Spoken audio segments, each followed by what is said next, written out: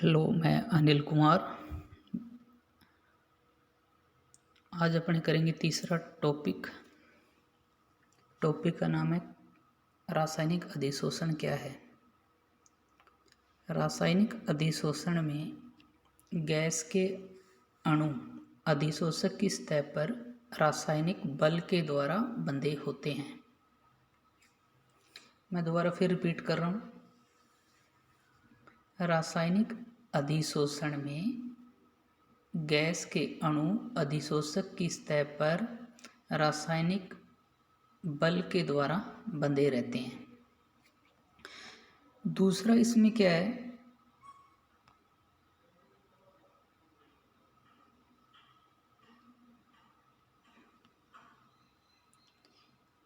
यहाँ सामान्यतः 400 kilo calorie प्रति मोल ऊर्जा मुक्त होती है, जो गैस के अणुओं को मजबूती से पकड़कर रखती है। रासायनिक अधिशोषण के कुछ उदाहरण निम्न हैं। पहला उदाहरण है हाइड्रोजन पर ऑक्सीजन का अधिशोषण। हाइड्रोजन पर ऑक्सीजन का अधिशोषण। दूसरा इसका एग्जाम्पल है निकेल पर हाइड्रोजन का अधिशोषण। निकेल की सतह के ऊपर हाइड्रोजन गैस का अधिशोषण। तीसरा इसका एग्जाम्पल है एथिल एल्कोहल की वाष्प का निकेल पर संघनित होना, यानी एथिल एल्कोहल की वाष्प का निकेल पर क्या होना, संघनित होना भी रासायनिक अधिशोषण का उदाहरण है।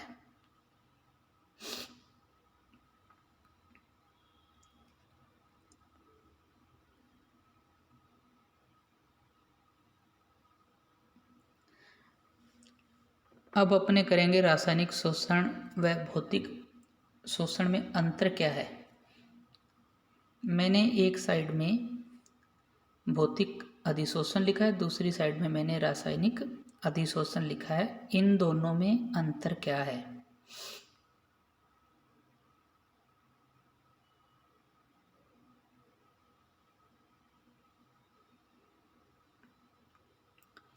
भौतिक अधिशोषण अत्यधिक विशिष्ट नहीं होते, अर्थात ठोस सतह पर या अधिक अथवा कम मात्रा में गैस अधिशोषित होती है।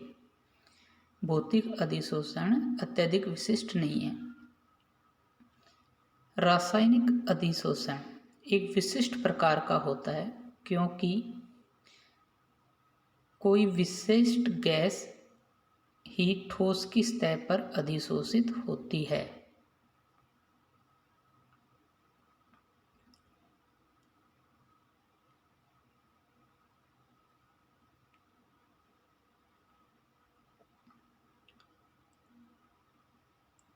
दूसरा भौतिक अधिशोषण। भौतिक अधिशोषण एक उत्क्रमणीय प्रक्रम है। यह एक उत्क्रमणीय प्रक्रम है और जो गैस भौतिक रूप से अधिशोषित होती है उसको हम आसानी से ठोस की सतह से अलग कर सकते हैं। भौतिक अधिशोषण एक उत्क्रमणीय प्रक्रम है। इसमें अधिशोषित गैस को ठोस की सतह से आसानी से पृथक किया जा सकता है, जबकि रासायनिक अधिशोषण एक अनुत्क्रमणीय प्रक्रम होता है।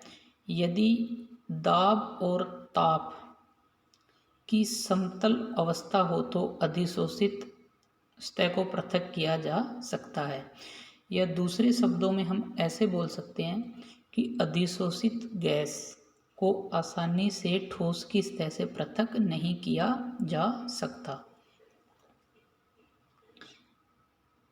भौतिक अधिशोषण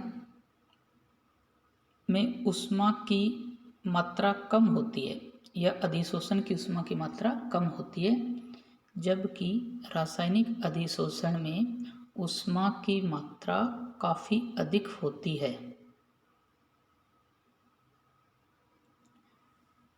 पांचवा डिफरेंस इसमें भौतिक अधिशोषण यह उचित तापक्रम तथा दाब पर किसी भी गैस ठोस प्रक्रम में पाया जाता है। रासायनिक अधिशोषण यह कुछ विशिष्ट प्रकार की गैसें जो उस ठोस के साथ रासायनिक बंध बना सकें में पाया जाता है। छठा अंतर, अधिशोषण का दाब बढ़ने पर भौतिक अधिशोषण बढ़ जाता है,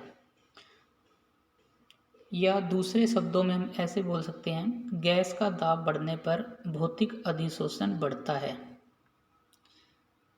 जबकि रासायनिक अधिशोषण दाब बढ़ाने से कम होगा।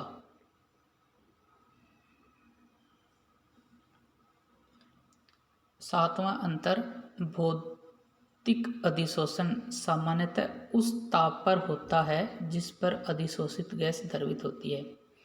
जिस ताप पर गैस को हम दरों में चेंज कर सकते हैं, उस ताप पर भौतिक अधिशोषण अधिक होता है। रासायनिक अधिशोषण यह सामान्यतः उच्च तापक्रम पर होता है, लेकिन कुछ उदाहरण ऐसे भी होते हैं जब ताप बढ़ाया जाता है तो रासायनिक अधिशोषण का मान कम हो जाता है और कम ताप पर यह अधिक पाया जाता है। आठवां,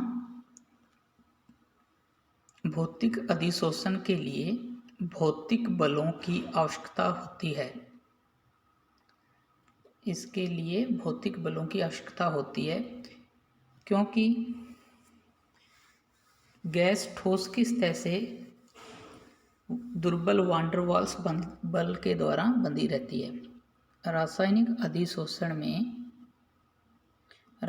अधिशोषण में किसी भी प्रकार के भौतिक बल की आवश्यकता नहीं होती है।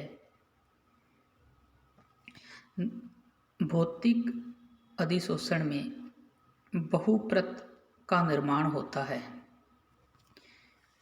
भौतिक अधिशोषण में बहुप्रत का निर्माण होता है, जबकि रासायनिक अधिशोषण में केवल एक परत का निर्माण होता है। भौतिक अधिशोषण संपूर्ण सतह का फलन होता है, यानी भौतिक अधिशोषण में अधिशोषित गैस ठोस पर सभी जगह आकर जुड़ती है, जबकि रासायनिक अधिशोषण एक विशिष्ट दिशा से होता है। यानी भौतिक अधिशोषण की तुलना में रासायनिक अधिशोषण में ठोस की सतह पर एक्टिव साइटें पाई जाती हैं। उन एक्टिव साइट पर ही गैस के अणु आकर जुड़ते हैं।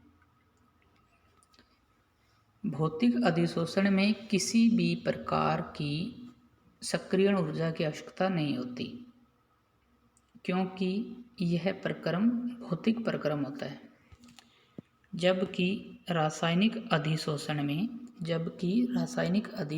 में सक्रियण ऊर्जा की आवश्यकता होती है। अब सबसे इम्पोर्टेंट, रासायनिक अधिशोषण में अधिशोषण ऊर्जा 40 किलो कैलोरी जूल प्रति मोल होती है, जबकि रासायनिक अधिशोषण में इसका मान 40 किलो कैलोरी प्रति मोल होता है।